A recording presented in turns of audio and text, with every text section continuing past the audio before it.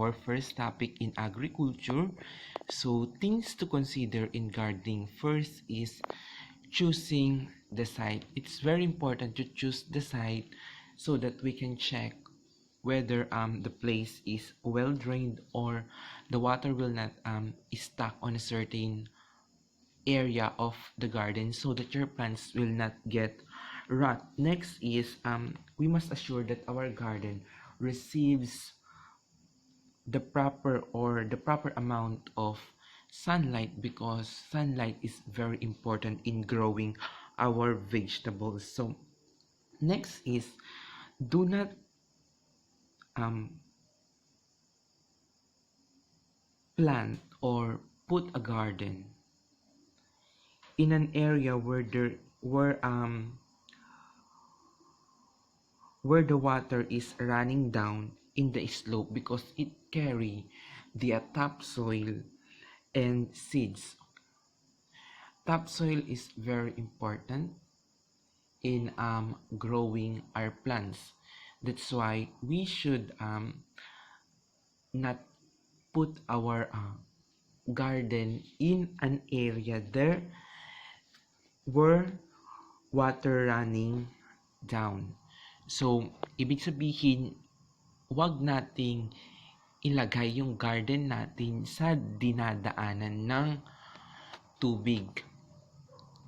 So, the second is selecting the plants. That's why we have the, in our previous topic, we talk about the calendar of plants. And one thing more, not only the calendar of plants, we also consider the weather and the types of soil in selecting our plants. Just like here in Isabela, it's hard to raise lettuce,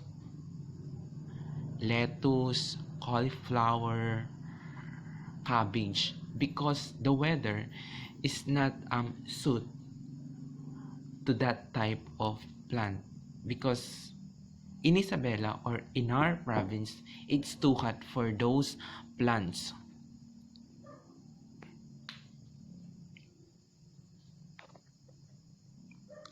Next is sketching a garden. We need to sketch our garden before we start putting up so that we can maximize space. So there are different kinds of plant need different amounts of space to grow well. So just like squash, they need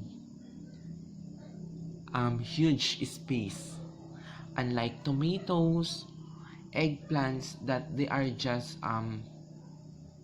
vertical plants. They don't need too much space, so we need to consider that one.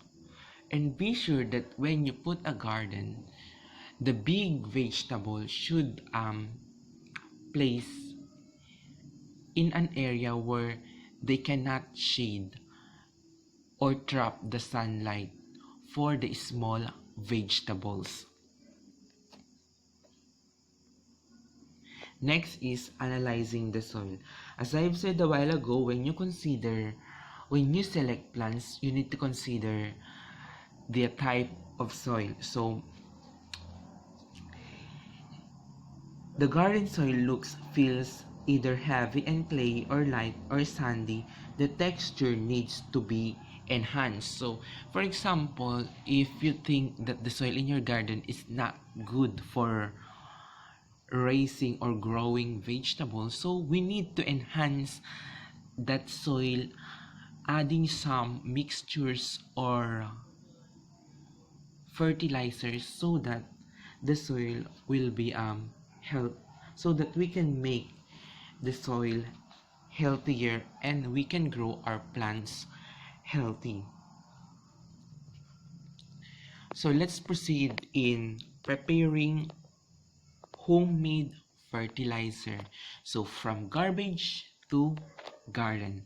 So preparing your homemade fertilizer, first is we need to dig compost pit for making compost. If you can dig, you can make a small square and put hollow blocks on its sides. So throw and mix into the compost the following: so the chicken reviews, vegetable and fruit peelings, farm manure, rice hulls, garden soil, and etc. So those are the things that you need to put in your compost pit. Then after putting those, cover with banana leaves or other big leaves to keep it moist. Moisture is very important in composing. So next, in turning. So gather first the material from the top oiled pile and place it at the center of the new pile. Sprinkle water on the pile every time it is turned. So it means that you will gather the material from the old pile or from the bottom, putting it to the top so that the top part of your compost pit will be put at the center, okay, or the new pile will be placed at the center. So after you turn those materials, we need to sprinkle water, and after that cover it again. So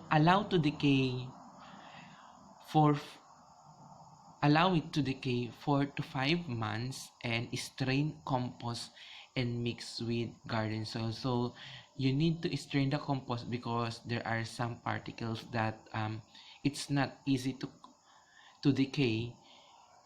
So they need to strain and mix it with garden soil. So just like in the picture here, I think um, she's turning the pile, putting the old pile on the top and the new pile